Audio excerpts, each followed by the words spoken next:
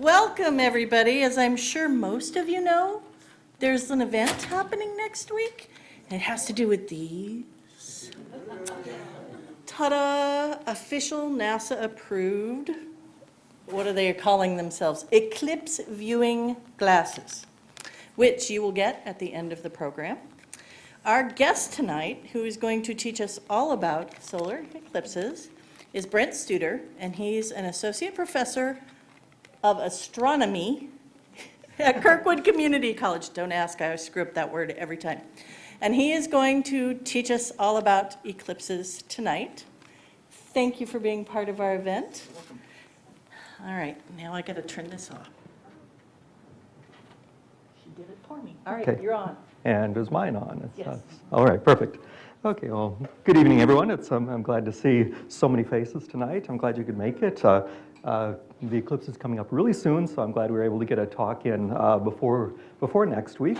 But I'll do my best to tell you everything that I can about how to view the eclipse either here or if you want to travel just a few hours, what you can expect to see.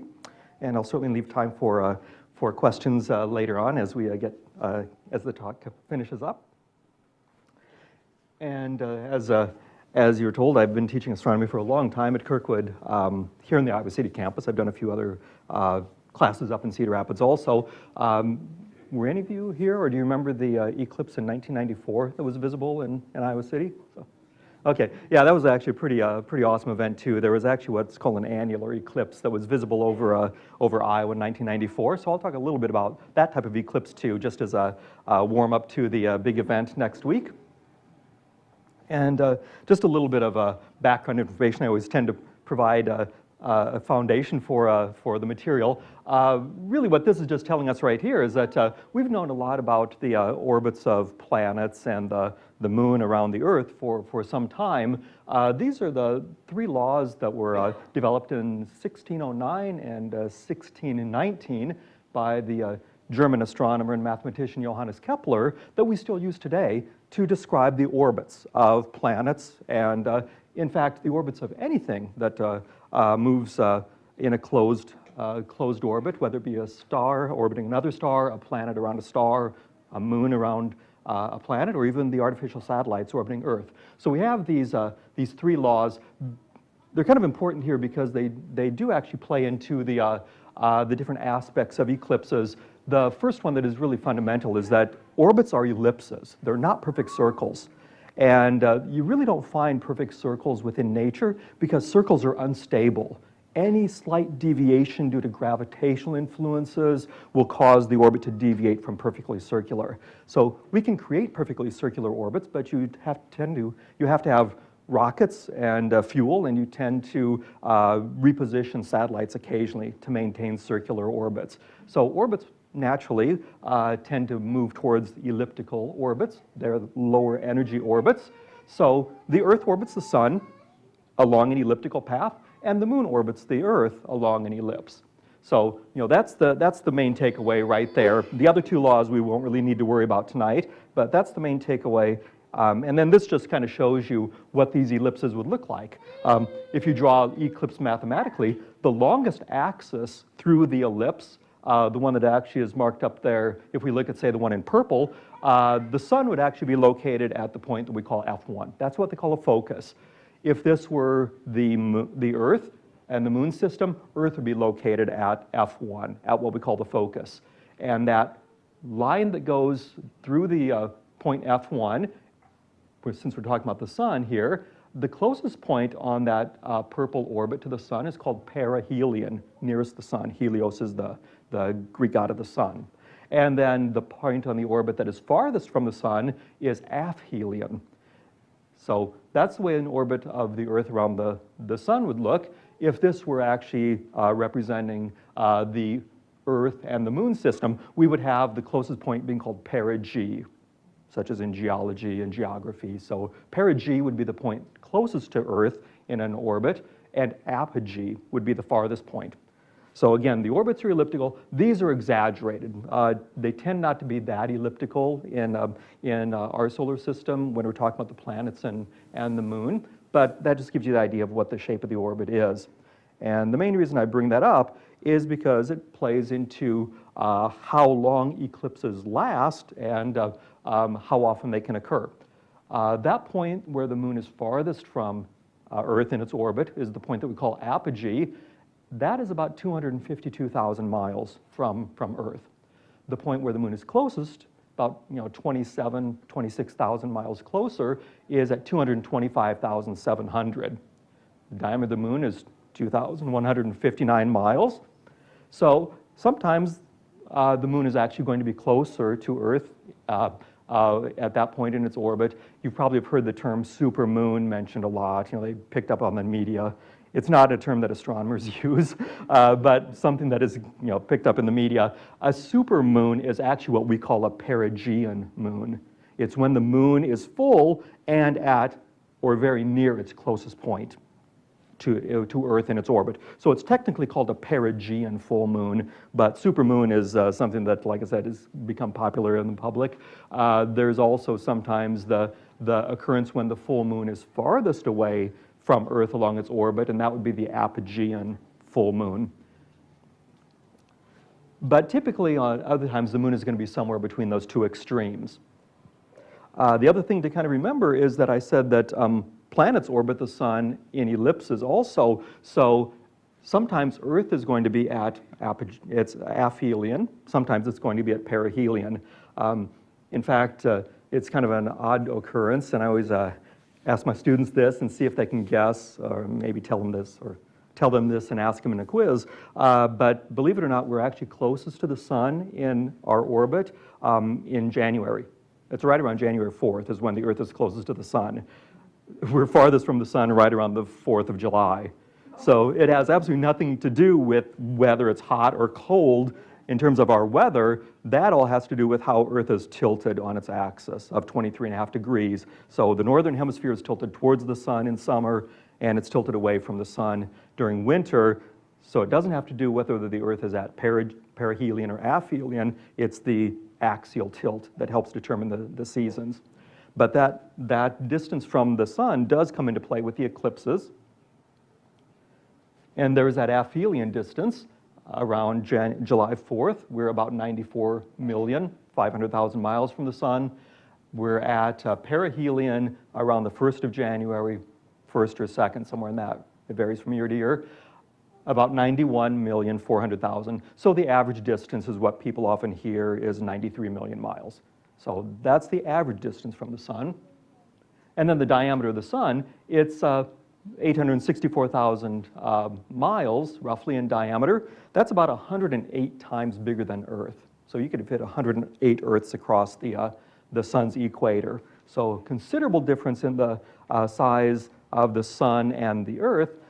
And the moon is actually only a quarter of the size of Earth.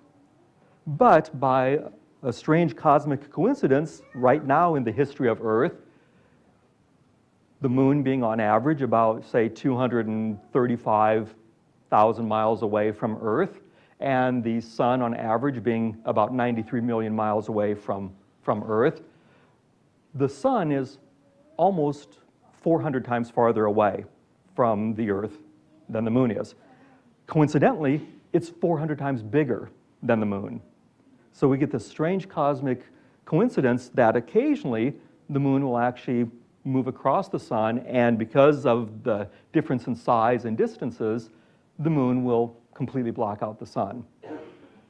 That really doesn't happen in any other location in the solar system to this degree. The moons of Jupiter are very tiny, they're large compared to our moon, but they're tiny compared to Jupiter. The sun is much farther away.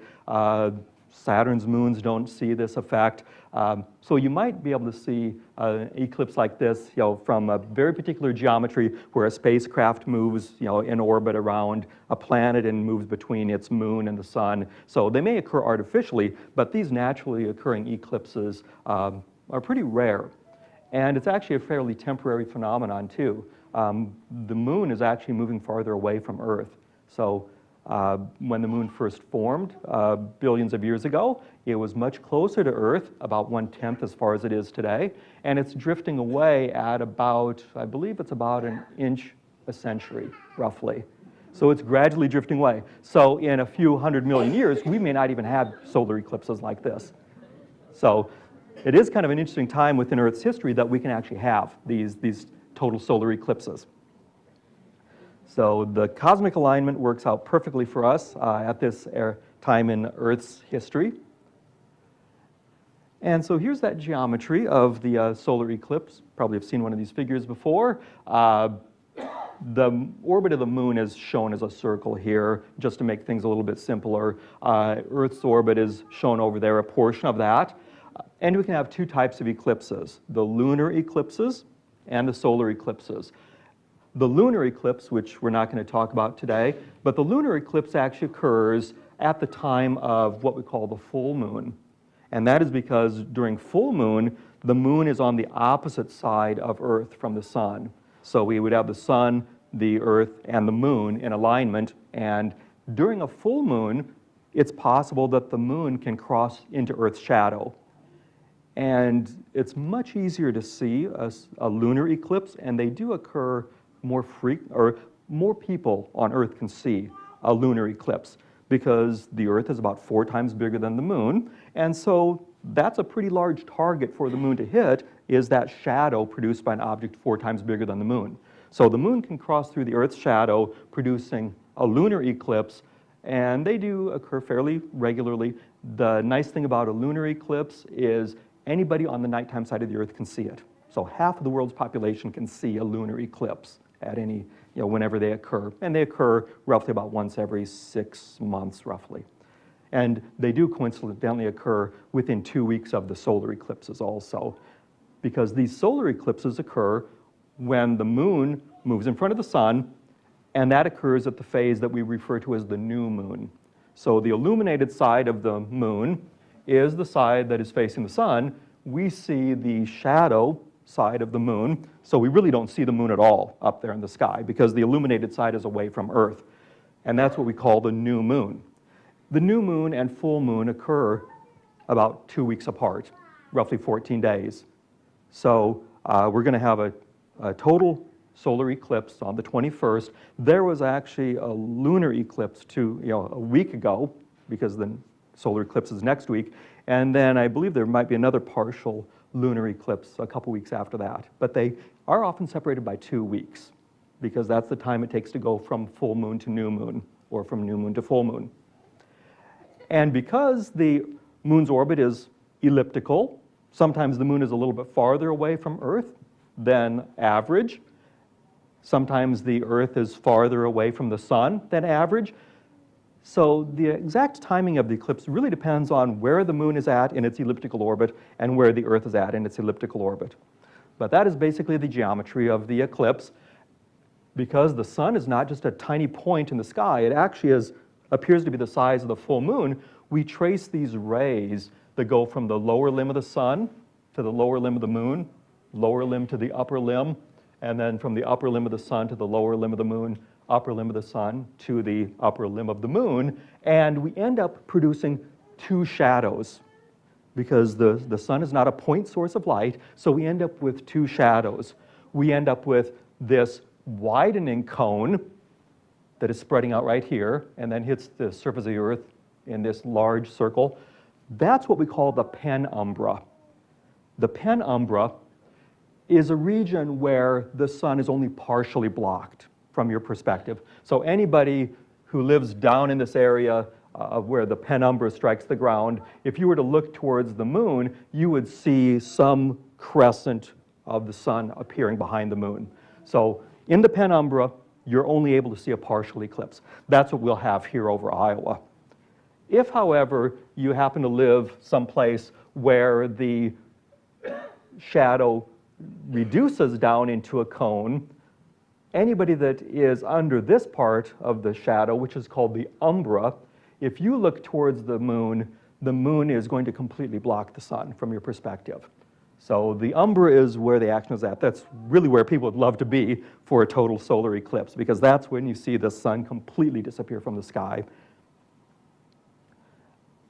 Because the Earth is moving around the sun, the moon is moving around the Earth, what we find is that this shadow typically is about maybe 70 to maybe a little over 100 miles wide. So this one is going to be, I think, around 70 miles wide this time. They can get as large as maybe 160 miles if the sun is if the Earth is at a place in its orbit where it's farthest from the sun, so the sun is tinier than average, and if the moon is at a point in its orbit where it's closest to the Earth and is larger than average, you might find that the eclipse will last longer. And then that shadow where the umbra touches the ground could be as large as 160 miles. Again, because of all the geometry involved with this, eclipses, the totality that is, for anybody living in this point, might experience totality for, at a maximum, 7 minutes and 20 seconds. And again, it all has to do with how fast the moon orbits the Earth, how fast the Earth orbits the sun. That shadow moves across the ground at anywhere from 1,000 to 2,000 miles per hour. And depending on the size of the shadow, you might get a couple minutes of totality or maybe up to 7 minutes and 20 seconds. So again, all about the geometry there. That shadow, in this case, is going to be about 70 miles wide for this eclipse, and the umbra is going to sweep across the ground at about 960 miles an hour. So it's going to take about 3 hours to cross the United States. So that's the basic geometry of eclipses in general. And you may wonder, perfectly reasonable question, how come we don't have a solar eclipse every time there's a new moon? Because there's a new moon every 29.5 days. That's how, that's the origin of the term month, is the cycle of the moon's phases. And there's a new moon every 29.5 days, roughly every 30 days. There's a full moon every 30 days. But we don't have an eclipse every 30 days, either a solar eclipse every 30 days or a lunar eclipse every 30 days. And that has to do with the fact that as the Earth orbits around the sun, represented by this large blue plane right here, this blue surface is Earth's orbit around the sun. The smaller blue square represents the plane of the moon's orbit around the Earth, and the plane of the moon's orbit is tilted by a 5-degree angle to the plane of Earth's orbit. So the planes intersect, 5-degree angle. 5 degrees doesn't sound like very much, but when you look at the diameter of the full moon, the diameter of the full moon is about half a degree in size. And in the geometry, there's 360 degrees in a circle. There's 180 degrees from horizon to horizon. So you could actually fit 360 full moons from horizon to horizon. That 5-degree angle is 10 moon diameters.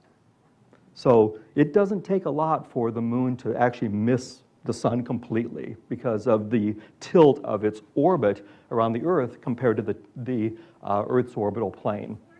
So we don't get an eclipse every a solar eclipse every month, and we don't get a lunar eclipse every month. The only time we get the eclipses is when the moon is very close to this line, we call it the line of nodes, where the two planes intersect. Two planes intersect and form a line. And this is the line of nodes. And so if we happen to have a full moon very close to the line of the nodes where the two planes intersect, we can have a lunar eclipse. If we have a new moon roughly at the point where the moon is close to that line of nodes, we'll get a solar eclipse. That's why I said that we tend to get a lunar eclipse roughly about every 6 months, roughly. May not be a full one, but we will get a lunar eclipse about every 6 months.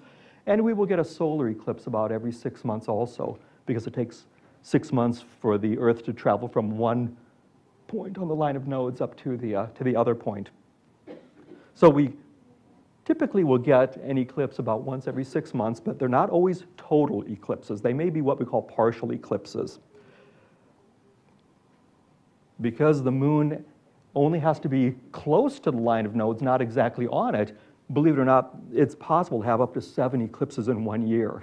It doesn't happen very often, but we might have 2 solar eclipses in that year. We might actually have 5 lunar eclipses. I think that's the order of it is. I don't think it's the other way around, but I know you can have at most 7 eclipses. That's because you might have a couple eclipses on either side of the date when the Earth is close to the line of nodes here, and then 6 months later we might have a couple more. So if you've got some eclipses in January, 6 months later comes July, and you might end up having another one right before the end of the year, at the very end of December. So it is possible to squeeze 7 in 1 year, but I don't think it's happened since 1934. It's a pretty rare occurrence. But it's all because of the alignment of the moon's orbit around the Earth that we don't have eclipses every time there's a full moon or every time there's a new moon. So sometimes you get this situation. So here's what a typical new moon would look like if you could actually see the new moon.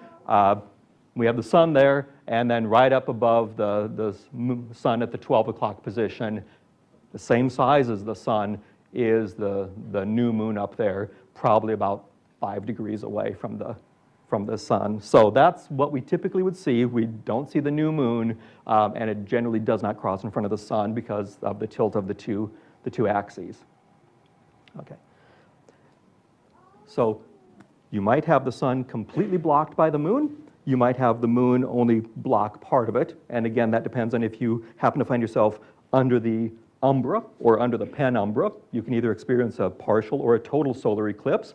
But sometimes you might find yourself under the umbra where you would normally see a total solar eclipse, but it might happen to be at that time, maybe the sun and the Earth are close together, so the Earth is near perihelion, and the moon might be near apogee, excuse me. So the moon might be farthest from its orbit, farthest from Earth in its orbit at apogee. The Earth might actually be at perihelion, closest to the sun, and so the sun will physically look bigger than the moon. And when that happens, the new moon crosses the sun, but it's not large enough to completely cover the sun. And you end up with a ring that we call an annular eclipse. So sometimes we have those. In fact, the eclipse that you saw in 1994, if you were in Iowa City, you saw a partial eclipse because the sun appeared to be as a thin crescent. So we were living under the umbra, or excuse me, the penumbra in that case. But people living along a line from roughly El Paso, Texas, up through Illinois and then Michigan, kind of between Chicago and Detroit, and then up to Toronto, Canada, they were living along the path of the annularity of the eclipse. That was not a total solar eclipse, but it was an annular eclipse. And so people living along that line from Texas up into Canada, they would have seen something like this. So that's an annular eclipse. They occur fairly regularly too. So between an annular eclipse and a total solar eclipse, those are the two ones that people really like to see. Sometimes they will even change between the two. The eclipse might start off as total. The alignment between the Earth and the moon and the sun changes just enough that the eclipse merges into an annular eclipse. They call that a hybrid eclipse. So all kinds of different configurations and different possibilities for eclipses. Far more complicated than I would want to go into. But yeah, there are all kinds of possibilities for the eclipses. I just wanted to go and show you what astronomers are able to do today because of the computing power that they have in their pockets. They're able to calculate eclipses thousands of years into the future, actually. There's a NASA website. I'll give you the link a little bit later. Here's one of the representations just showing the eclipses up through the year 2060. So we see all of these different eclipses here. Again, because of the tilt of Earth in on its axis, the tilt of the moon's orbit, the projection of those eclipses will look like these arced paths, but they're basically just paths along the surface of Earth. And so here are all of the solar eclipses between 2011 and 2011 and 2060. And we see the one cutting right across the center of the United States. The other one to notice is this one that starts right here, which I'll point out in a few slides also. This one right here actually cuts from Texas up basically very close to Detroit and Cleveland. This one kind of mirrors the eclipse in 1994, but this one is actually coming up in 2024, so it's only 7 years away. So if you can't see this one is a total solar eclipse. There's another chance in 7 years to see one sweep across the United States. Okay.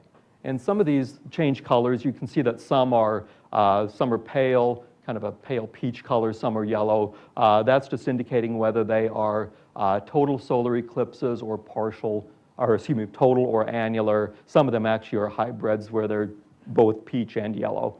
So that's the upcoming eclipses, but like I said, the one in 2024 is one to keep in mind also.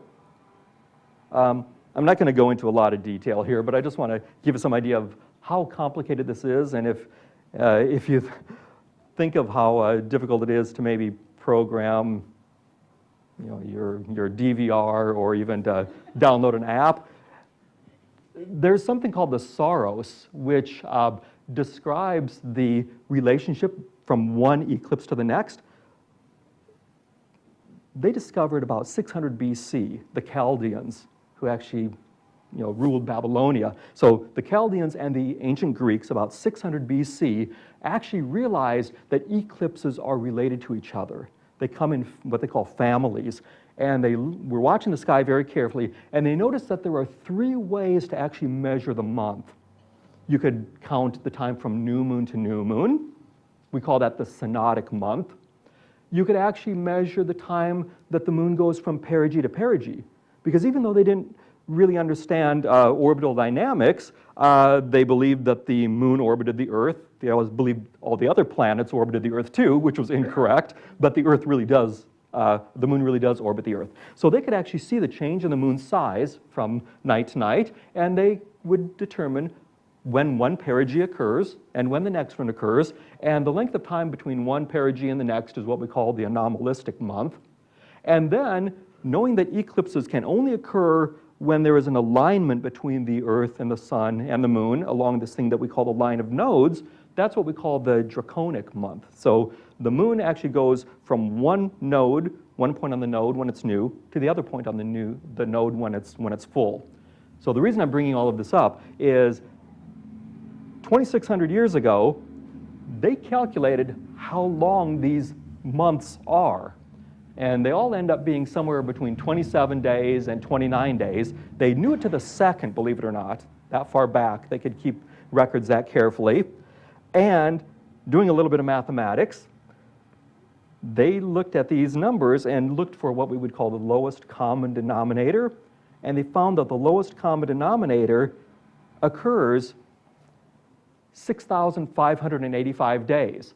That's the same thing as 223 synodic months, 239 anomalistic months, and 242 draconic months. And so after 6,585 days, those numbers of months will occur, and that comes out to be 18 years, 11 days, and 8 hours. Eclipses that are separated by that interval belong to the same family, and they have the same pattern as they cross the Earth.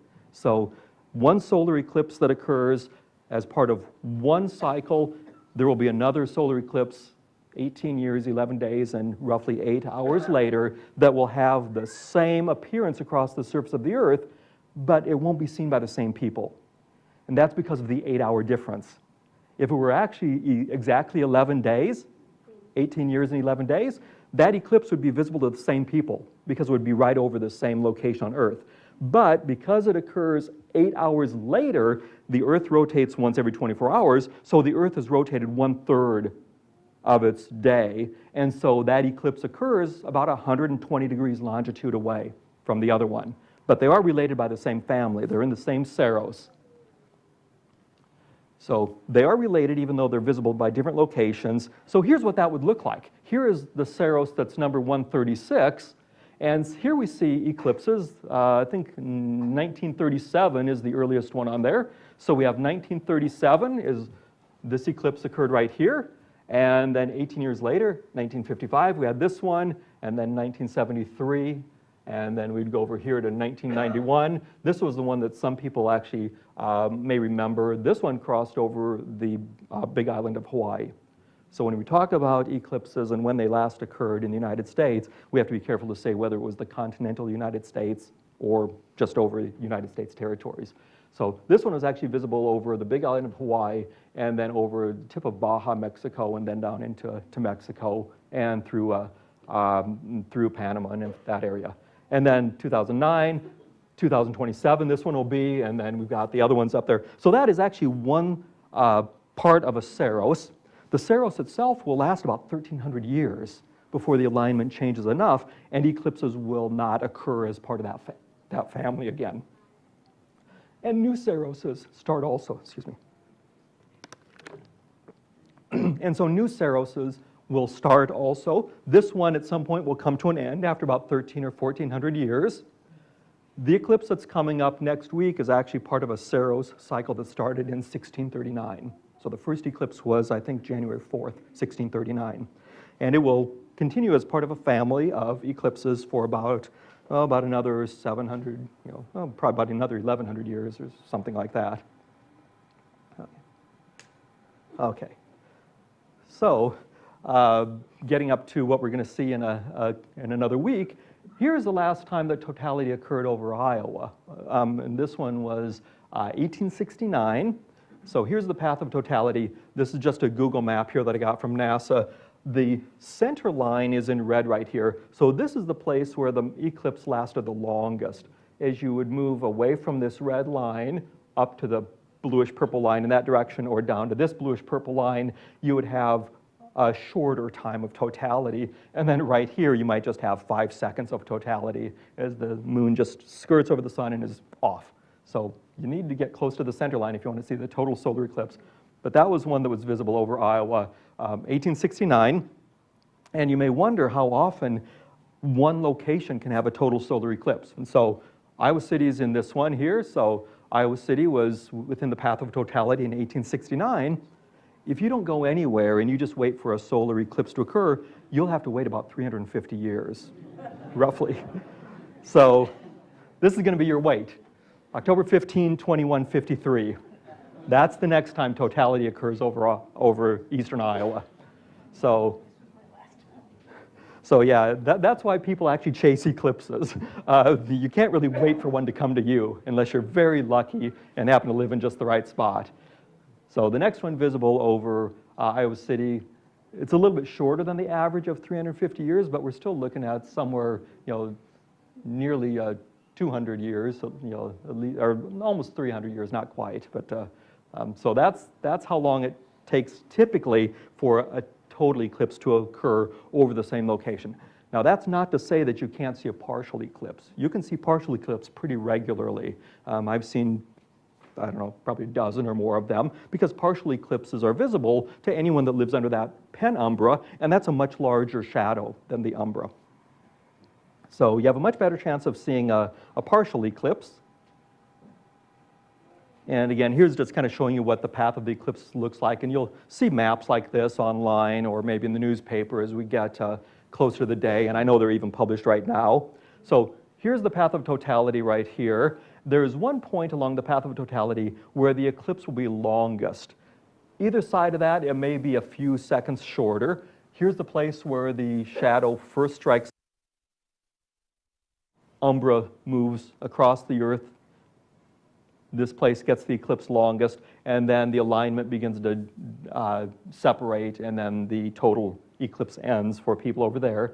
And then these lines on either side are basically telling you what fraction of the sun will be covered from that location.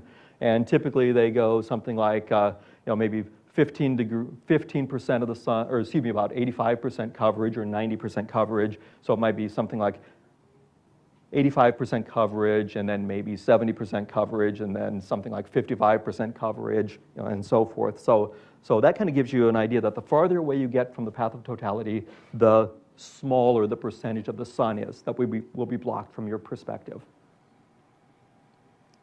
And so here's what is going to happen next Monday. This is an animation showing how the path of totality will sweep across Earth. So it enters the coast in Oregon, their time. So this will actually change from Pacific time at about 10:30 Pacific time, and then reaches Casper, Wyoming, something like 11:45 Mountain Time, and then it gets to Kansas City about 1:10 Central Time, St. Louis about 1:25, Nashville 1:30, and then we go into Eastern Time, and then it exits the East Coast about 2:50 Eastern Time.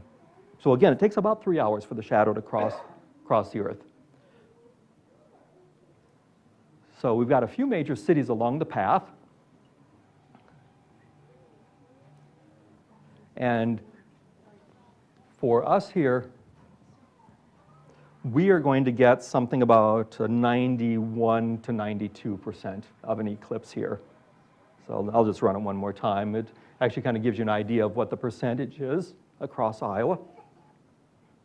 At the very end, it does that anyway.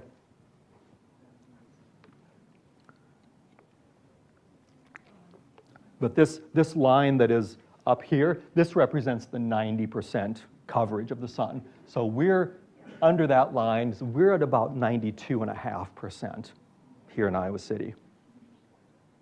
And then if you go a little bit farther south, you're going to get closer to that line of totality, which I'll get other maps here too. This is what the whole unfolding drama looks like. The moon first starts crossing the sun, and then gradually for about an hour and a half, the moon moves across a larger and larger area of the sun. Eventually, it crosses the sun and blocks out the sun's surface completely. We have totality. And then after a couple minutes, the moon and the sun separate, and for about another hour and a half, we will have a partial stage. So if you're in the path of totality, you get the partial stages free. They're going to come on either side of that for about an hour and a half. But this is what people really wait for. This is the totally eclipsed sun, and only when the moon is completely blocking the sun's visible surface do we see the sun's outer atmosphere. In fact, the sun's visible surface is its lowest atmospheric layer. We call it the photosphere. So that is the lowest layer of the sun's atmosphere. There are two layers above that. You can barely make out the layer above the photosphere, and it's actually this hot pink layer right around the moon. It's not really just an artifact of the image, but there is this hot pink layer that is actually a very highly excited hydrogen gas. We call it the chromosphere. And sometimes during totality, such as with this image, notice that almost right at the top, you see this little pink spike coming up out of the sun. That is actually a solar flare. That is actually an eruption of hot plasma.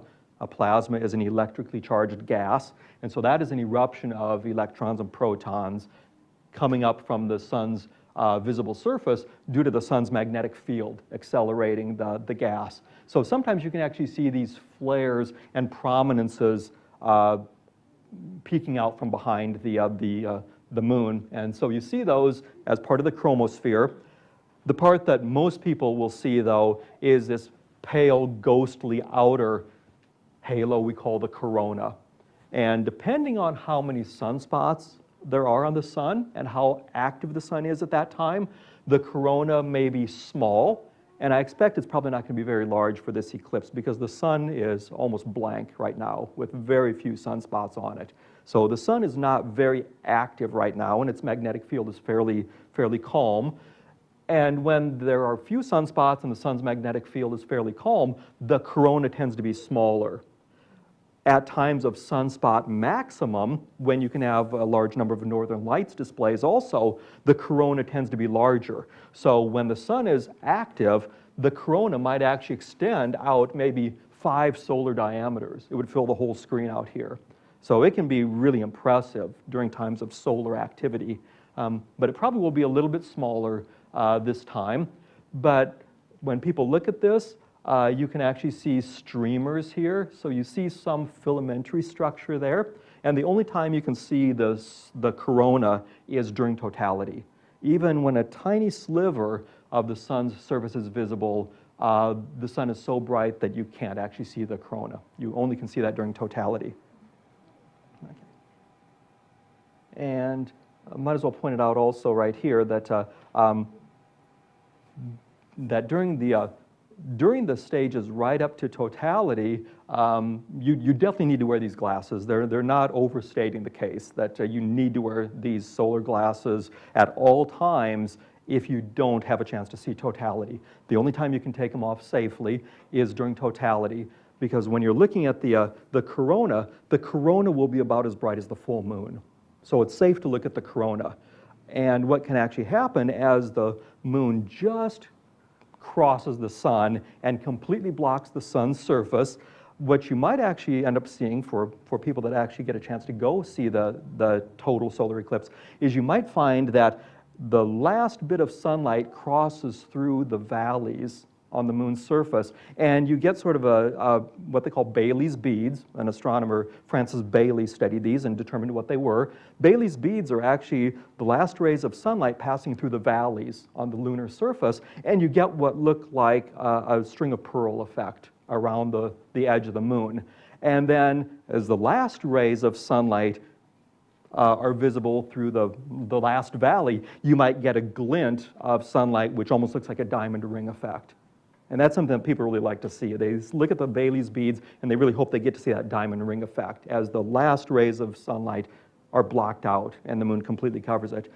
But once the moon completely covers the sun, the corona becomes visible. It's safe to take the glasses off, but then you got to watch the clock, because suddenly the diamond ring effect will reoccur and Bailey's beads will appear, and very quickly the sun will peek out again and be pretty bright. So you need to see take the glasses off only during totality.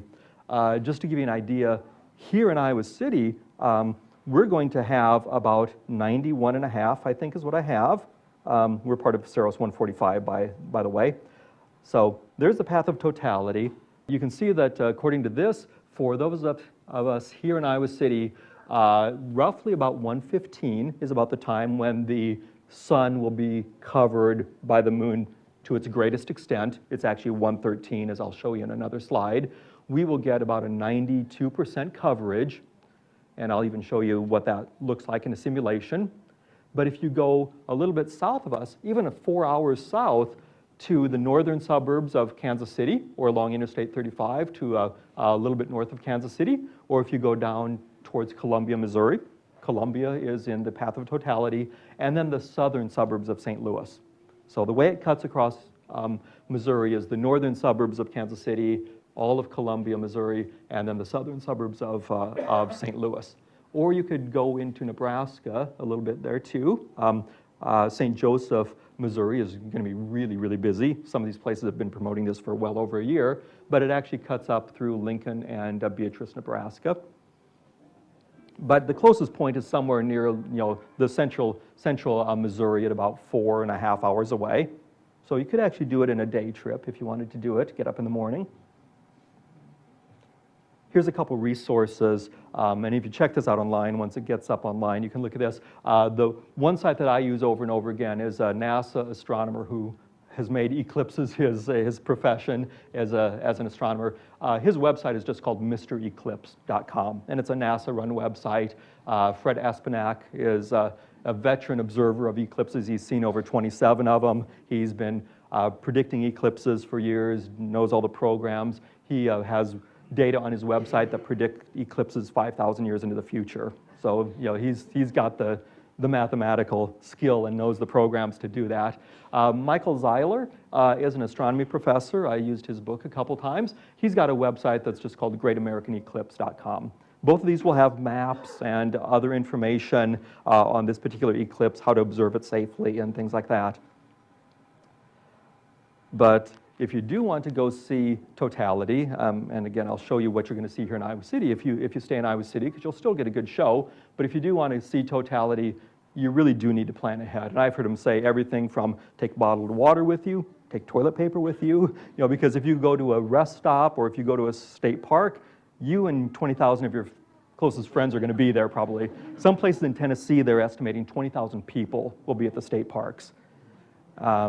So you may find a lot of people where you're going to go. The thing that is potentially dangerous, so if you would want to travel, you could certainly do it in the morning because you don't have to get to the destination about noon to see the end of the partial eclipse phase. So it is only about a 4-hour drive away. What could really be dangerous is people pulling over on the interstates during totality. So get to where you need to go early, so you're not on the highway, because people could just be pulling over right and left on the highways. They could be on the 2-lane blacktops and everything, parked off on the side of the road. If it ends up being cloudy in one location, people in that location are going to get in their cars and drive to where it's clear. So there are going to be there are a lot of people that are booking reservations in multiple places, and 2 days before, they're going to cancel their reservations in one city, go to the other city, or during the day of the eclipse, they may end up getting in the car in the morning and going wherever they can to see totality. So, you know, it could be chaos, honestly. So planning ahead is what you want to do. But in this case, totality is only going to be about 2 minutes and 40 seconds. So this is a pretty short one. The closer you get to the center line, and I'll show you that again in a second, the closer you get to the center line, the better chance you'll have of seeing 2 minutes to 30 and 2 minutes to 40 seconds. If you're not close to the center line, you may see 2 minutes. If you are just barely into the place where the umbra touches the Earth, you may see 15 seconds. So if you're going to travel, you might as well go the extra 30 miles and get close to the center line of the eclipse if you can. But be prepared to change your plans and, you know, look at the weather a couple days in advance and start deciding what you have as a backup plan, you know, maybe on Saturday and Sunday so that you've got a backup for a Monday. So again, here are some of those nearest options. Like I said, the northern suburbs of Kansas City, somewhere along Interstate 35. I've talked to people in the astronomy clubs that are going to look for rest stops and truck stops and things like that. You know, they might even just go to a general store or you know, a convenience store and pull over. But a lot of people are going to have the same idea. And then Columbia, Missouri is kind of right in the center of it, and then the southern suburbs of St. Louis. So that kind of shows you the path for the nearest locations for us. If you wanted to travel a little bit further away, you could, you know, drive 6 hours or so, go down to Carbondale, Illinois, or somewhere down in this area, goes through southern Illinois. And I mentioned that each place on Earth, on average, will have a total solar eclipse every 350 years, roughly. The people in Carbondale are already planning for 2024. They're lucky enough to get both of them, because the one that cuts from Texas up to Canada cuts through Carbondale, Illinois in 7 years. So they've already got people booking reservations for 7 years from now, and this one hasn't even happened yet. But they're lucky enough that Cape Girardeau and Marion and Carbondale, Illinois, they're in the path of totality for the 2024 total solar eclipse too. But you know, that's another option for where to go if you wanted to. This map just kind of shows you the different angle. This is the one from 2024. So you can see how the path of totality in the center line goes pretty darn close to Carbondale there too. So that's the 2024 eclipse. If you did want to travel down that way, a lot of people are going to be traveling down this way, you know, over the weekend and be ready on Monday, because it's estimated that the longest part of the eclipse, what they call greatest eclipse, is going to happen close to Hopkinsville. That's where the 2 minutes and 40 seconds is going to be. On either side of that, it's going to decrease to maybe 2 minutes to 30 or 2 minutes to 10 seconds along the center line. So at that point along the center line next Monday, Hopkinsville is going to be pretty close to the maximum extent of the eclipse. So a lot of people are actually looking to go in that direction. But you can still enjoy it even if you don't get the extra 10 seconds that people in Hopkinsville get. You know, even going to the middle of Missouri, you're still going to get 2 minutes and 20 or 2 minutes and 30 seconds rather than 2:40. So it's still worth it. There are people that travel thousands of miles and spend many thousands of dollars to see an eclipse that happens for a minute and a half or a minute, just because some of them are pretty short due to the geometry of the Earth and the Sun and the Moon's orbits. This is what you could expect to see. This is totality. I estimated what it would look like from, you know, Carbondale, but it's pretty much true of any place along the path of totality. This is the corona that you can see up there. And what would be cool is you'll be able to see the stars come out and you'll see the planets. So you can look at the constellations. The sun is actually going to be in the constellation Leo at that time. And just off to the east of the sun is going to be the brightest star in Leo called Regulus, Alpha Leonis. We will be able to see Mars up there.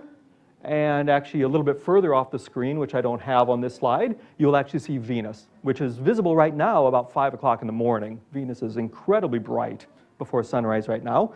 So the stars will come out. planets will be visible, but you'll also find the temperature will drop like it's nighttime. Some clouds may form, birds will roost, animals will get restless because they think it's night, and they're going to have like a 2-minute, 40-second nighttime, but they will start roosting, and it really does start to seem like night. And as more and more of the sun is covered, you will see that it's getting more and more like twilight and getting darker and darker.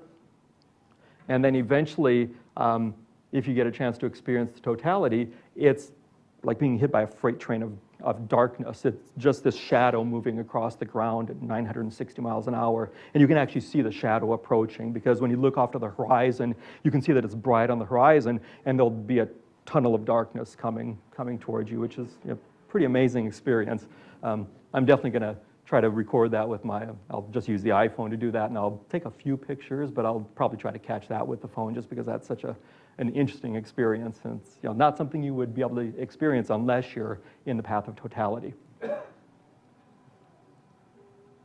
If you stay here, you will still get a good view. You will need to use the glasses the full length of time, or I've got a few cards up here. You're welcome to take one of these. Another way to view it is using a pinhole projection. So I'll show you some of the techniques to safely view as well, in addition to using the glasses. But we will get about 90, what did I say this was going to be? It's, yeah. So yeah, we've got about 92.1. It really depends on where you're at in Iowa City. So it's basically 92% is what we're going to see here for the amount of coverage of the sun. About 92% of the sun is covered. The moon will just begin to encroach upon the sun. We call that first contact. And first contact will occur, this is what we call universal time. So it's basically Greenwich time. That actually translates to 11:46 a.m. So 11:46 a.m. is when the moon is going to just start to cross the sun. It will gradually move across the sun, cover the sun a maximum amount of 92.1 or 2% at about 1:12 in the afternoon. And it's going to be almost straight south. We've jumped forward an hour because of daylight savings time. So 1 p.m. on our clock is actually noon because we've gone into daylight savings time. So it's going to be almost straight south. And then the moon will gradually drift away from the sun. They will separate, and at 2:37 will be fourth contact, and the eclipse will be over. But like I said, you really do need to wear the glasses the whole time, and make sure that your children do too, because people are tempted to look, because it's going to get dark, and it's going to look like sunset, and we often think you can kind of look at the sun sometimes. You can be driving or being outside. Sometimes you see that deep orange-red sun at sunrise or sunset, and it doesn't really hurt your eyes because you're looking through a lot of haze in the atmosphere. When the sun is high overhead compared to when it's near the horizon, there's a difference of 39 times in the thickness of the atmosphere. So when the sun is on the horizon, you're looking through 39 times more atmosphere than when it's high overhead. So it is sometimes safe to look at the sun when it's near the horizon. It doesn't really hurt your eyes too much if you look just briefly, but don't try that when it's high overhead, even though it's going to look dark. I did the calculation the other day just to see what it was, and even with only 7% of the sun being visible, or 7.5 roughly, because we're going to have about a 92.5% eclipse, with somewhere between 7.5 and 8% of the sun visible, that's 30,000 times brighter than the full moon. So anywhere between 25 to 40,000 times brighter than the full moon is what you'd actually be looking at. So it really is possible to damage your eyes very quickly. The other problem is your eyes don't sense the pain. Your pupils will be dilated, and normally our reflex is to look away from the sun, but it's really because it's so bright. We don't feel pain necessarily. It may make you sneeze, or it may cause some other reflex, but your eyes aren't going to feel the pain. And so you could actually cause a lot of damage as ultraviolet light enters your eyes, burns your retina. So if you can even imagine what it would be like to look at 35,000 full moons, that's what we're going to have here. But it's still going to be dark. It's just not going to be safe to look without the glasses or some other means of projecting. So, and I'm doing that for Fairfield. I'm going to talk to them. This is what it'll look like for us. So that is the 92% eclipse, and that's Regulus right next to the moon, or to the moon and the sun right there. So that's the brightest star in Leo, just off to the east. So Glasses, these are very similar to the ones that you have here. So these glasses will protect you. If you wanted to get some more fancy ones, I've seen these around at Lowe's and some other places. They probably still have a few. A little bit more expensive, but they're plastic and they're wraparound. They don't work if you have glasses, but if you wear contacts or don't need glasses, you could wear those. Like I said, they're a little bit more expensive, but these are perfectly fine. The pair that I have, I got several months ago, and there is a warning on the inside of them that actually says don't use for more than 3 minutes at a time. It says you can use them during the duration of the eclipse, but you shouldn't use them for more than 3 minutes at a time. The American Astronomical Society has put out a notice to astronomers saying that's actually the old ISO certification standard. That doesn't apply to the newer glasses. So some of them still have that warning in them, but the new glasses actually meet a higher standard. So, you can look longer than that. But honestly, I don't imagine anybody's going to be standing there staring at the sun for more than 3 minutes at a time anyway, when you're having conversations. But you don't have to heed that 3-minute warning. But you do want to make sure that they are not scratched, that there aren't holes in them or anything like that, so they are in good condition. A few other options. If you wanted to buy them, you certainly could. You got a few days probably to get a shipment. I've got a pair of these solar binoculars, and there are even solar telescopes too that are designed specifically for looking at the sun. Those solar binoculars up there, which are like the pair that I bought, the filters are inside of them, and they've got a nickel-plated filter on the inside between the glass, so they're permanent. They're not good for anything except viewing the sun. So I've got a pair of those. There are telescopes like that you can use that have built-in permanent solar filters. You don't need those but they are available. And like I said, you might still be able to find them if you got like 2-day shipping. And they work other times too. If you just want to look at sunspots, or if you want to look at the sun at other times, which is why I got them, so that I could use them for observing the sun at other times. But these glasses you'll get tonight work just fine. So you'll got the good glasses here, so you'll be fine. A few people use Weldon glass, and astronomers say that it's okay to use Weldon glass. But what you really want to do is you want to make sure that that's number 14 Weldon glass. And even many welders don't use number 14. The higher the number, the darker the lens. Many welders don't even use number 14 glass. Number 12 glass is not dark enough, so you want to make sure it's number 14. And from what I've heard, number 13 glass is pretty rare, so you don't even often see it, but it is actually dark enough to use. And so they say 14 because at least that's a little more common. So that is one possibility. But the glasses are going to work just fine, the plastic glasses and the cardboard ones that you're going to get tonight.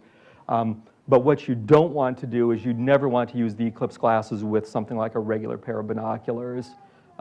Anything like that is extremely dangerous. When I was a kid, you could get solar filters for telescopes, and the solar filter is screwed into the eyepiece.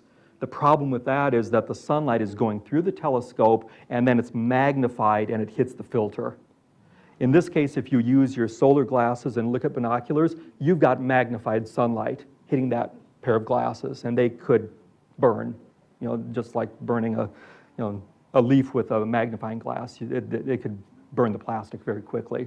So never combine Eclipse glasses with any kind of optical aid. You just use them alone without any magnification. But yeah, so don't do that. He was demonstrating, so don't do that. Yes, that is not what you want to do. He's not actually looking at the sun, believe me, so he's just got the telescope out in daytime. But don't ever do that. Look for the glasses. You've got the glasses here, so you want to make sure that they've got the ISO certification on them. And yours are from a reputable source, and so you're in good shape there. For people that might ask you, what astronomers are basically recommending now is go to a store. You can get them online still, but getting them online today is going to be a little bit tricky because you can't be guaranteed that online stores are going to have the legitimate ones. So you're lucky you'll get these tonight. Yeah, the chances of getting them online is really, really difficult right now because they just can't make them fast enough. But even if you want to share this experience with others, and not everybody has a pair of the Eclipse glasses, there are ways to safely look at the sun. And one of them, if somebody has a telescope or even a pair of binoculars, you can project the sun's image. That's the safe way to do it. So you can project the sun's image. Here, this is a little bit fancier setup, but the telescope is pointing at the sun, and instead of looking through the eyepiece, they just have a piece of paper there, and the sun's image is projected through the telescope onto the piece of paper. So that works perfectly well. I've got these little cards up here that work too, and you could take one of these cards, you're welcome to it, or you can just get an index card and punch a hole in the index card with a paper punch. Get about a 1/4 inch hole in there or an 1/8 inch hole, and use that to let the sunlight pass through. It describes how to do it on the back. So you just project the sun's light. Again, binoculars will work as well as telescopes. You don't look through the binoculars. I've done this. I've shown my parents how to do this. You just take the binoculars, you hold them out against a white background, a piece of cardboard or a sheet of paper, and you just keep tilting the binoculars until the shadow is its smallest size, and you start to see a white image form on the sheet of paper behind it. And then you can just move the binoculars either closer or farther away and use that as the focusing technique. But you never look through them at all. You just project the image. And just to make it really safe, sometimes they recommend putting one eye cover or one lens cover on it, so you're only using 1/2 of the binoculars. But that's another safe way to do it. You just have to look at the size of the shadow, see when the shadow gets to be its smallest, and then you should see the magnified image of the sun through the binoculars, and then just project it onto a background sheet of paper or the ground. If you want to do something a little fancy, that woman is demonstrating the technique there, except she's using one of these pinhole devices. So she's projecting the sun's image down on this sheet of paper there. It's not very large because it's not magnified, but she is projecting it onto the sheet of paper there. If you want to do something as a little do-it-yourself project at home, you could take maybe something like a box that you get reams of paper in. Take a big box, get reams of paper in, or you could even use a shoe box for that matter, and you maybe cut a square in the end of the shoe box or whatever kind of box it is, cut a hole in the end of it, a big square, and then you can tape a piece of aluminum foil into that square. So tape a piece of aluminum foil in there, and then you could use a pin to poke a hole in it. You can make the hole a little bit larger if you want. The larger the hole, the fainter the image, but the bigger it will be. So you could do that, and then you could project the sun's image onto the back side of the box, and you could tape a piece of white paper in there to increase the contrast, because most boxes are cardboard. So that kind of projection technique works too, and more than one person can see it at a time instead of everybody having to share the glasses. Why aluminum foil? It just helps block the sun better. So if you used a sheet of paper, the paper would be translucent. So you want something that's really opaque. So usually aluminum foil is what they recommend, just because it's a good opaque surface. And it's sometimes easier to poke a neat hole in it. If you're using paper, you might get kind of a ragged edge, and it's nice to have a neat edge also. But you could even take a sheet of aluminum foil and use a paper punch too, and get a nice circular image in it. But you do want something opaque. Yeah. All right, well, Okay, thank you. sure.